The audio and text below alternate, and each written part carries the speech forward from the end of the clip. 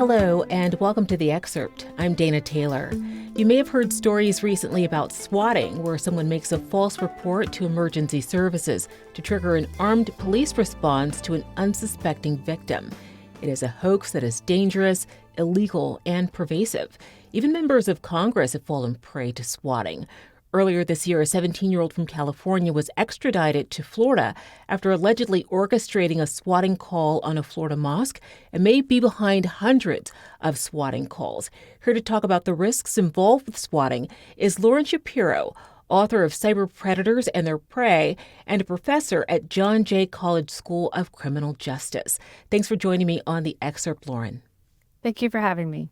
First, how did swatting get its name? Paint the picture for us regarding the scale of the response to a swatting call. So swatting gets its name from SWAT, which is the tactical team that the police have for these special situations. And in terms of the type of response that you would get, in addition to the regular police and all the other first responders, SWAT is specifically called in when there's a very dangerous situation. What are the swatters trying to accomplish here? What's their end goal, and do they ever achieve it? Their end goal usually is to harass someone. It could be done also for revenge. They're settling a bet or they perceive some harm that someone has done to them, and this is their revenge. It also could be for bragging rights. A lot of them want to show off and boast that they were able to do this large response from the police. It's also for fun. They think it's entertaining, and they like to humiliate and terrorize people. There's also the troubling issue of doxing. We saw this recently when Michael Cohen's family was doxed following the guilty verdict in the Donald Trump hush money case. First, define doxing for us, and is it a precursor to a swatting attempt? So doxing simply means that documents, which means dox, would be released to the public. So private information regarding anything that's personal to you, like your health or your sexuality, could also be your address and phone number, things that the public necessarily wouldn't have. The way that swatting typically works is it needs to have a component of doxing. You need to figure out who the other person is. Originally, from the concept where you had these gamers who would be interacting with each other. They didn't know who the other person was. They only knew what their handle was. And they needed to determine who the other person was. They might also need to find out the address of that person. So doxing is a key component, first step for starting the swatting. Experts have said that swatting poses a threat to both the target and to responding law enforcement. How so? There are two dangers, first to the victim and then to the SWAT and police themselves. The first responders go in believing that this is a dangerous situation. They will break down the door. They will grab the victim who they think is a perpetrator committing some crime. And there's the risk to that victim for physical harm, psychological harm, and even death. For the first responders, they're taking this very seriously. They don't know that this is a hoax, and they themselves will go through the same type of psychological, emotional harm, as well as their family members who are thinking, my loved one is in danger doing his or her job. There have been issues regarding the way law enforcement has responded to some instances of swatting. Black Lives Matter activist recently lost her case against the LAPD following their response to a swatting call at her home. How can police minimize the effect or the risk to the victims here?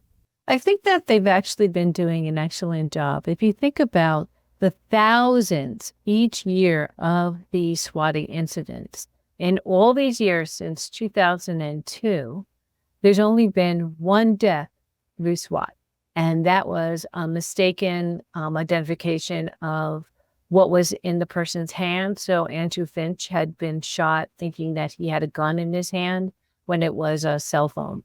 That in itself shows how disciplined and how well-trained they are. I think they do the best they can with the information that they have.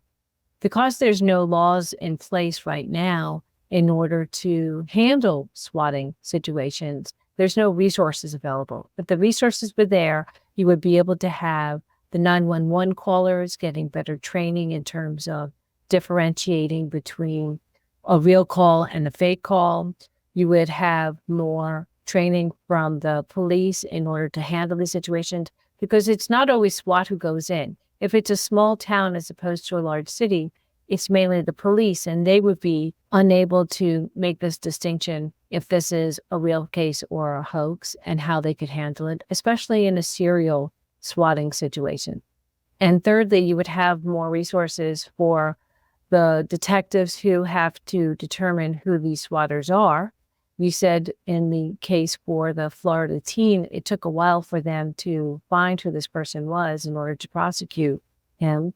And also, you need some resources for the victims of these crimes. And that's not really part of the structure right now because there's not a specific law in place.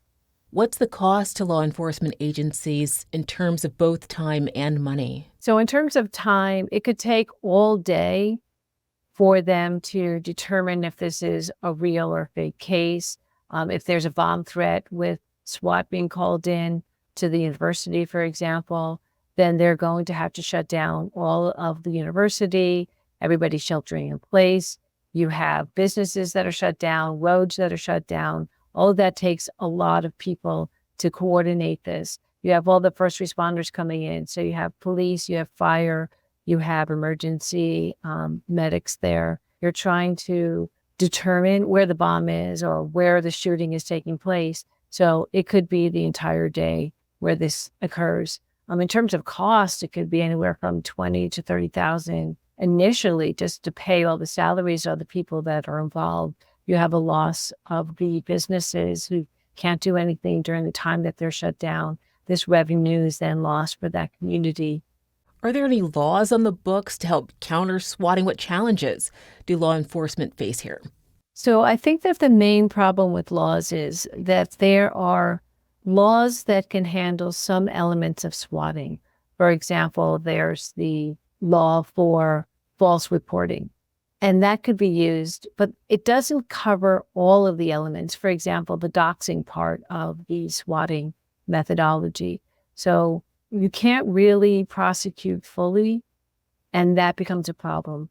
The legislature has tried for many years to come up with a law that satisfies everybody in terms of making sure that all the elements are covered, and it never gets out of the House. It gets stuck there and it doesn't get to Senate. And when people try to support it, they themselves have gotten swatted. Lauren, in what ways might social media encourage swatting?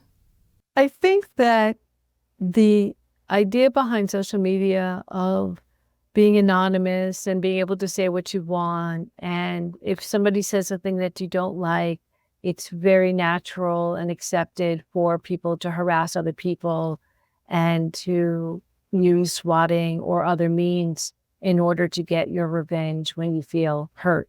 And in that sense, social media and the acceptance by the people who use social media has contributed to the acceptance of this type of violent response. Is swatting occurring more frequently now than, say, a decade ago, or is it that the number of high-profile individuals and those close to them being targeted, that it's just garnering more attention now? I think that there's a combination of the two. First, people are becoming more aware of what swatting is. There are people who are high profile who are being swatted, and that draws attention from the media. And I also think that we're getting better at understanding the need for determining how often swatting is occurring. And the FBI last year in May opened up a national database to try to track how much swatting is going on. And these swatting incidents are being reported by different levels of law enforcement, but not necessarily in a consistent manner. It's up to each law enforcement agency to do it. Then finally, are there any steps individuals can take to protect themselves from swatting? I think it depends on what it is that you're doing online. For people who are online and social media, protect your identity. Do not share personal information with other people. You don't know what they're going to use it for. And it's better for you to only share that with people that you know in real life, not somebody that you met on network. If you're a gamer, Do not use Discord and share information because Discord is not a protected network. You should use a virtual network so that you can protect who you are and people will not be able to trace you and find your address and make you a victim of swatting. Lauren, thank you so much for joining me on The Excerpt. You're welcome. Thanks for watching. I'm Dana Taylor. I'll see you next time.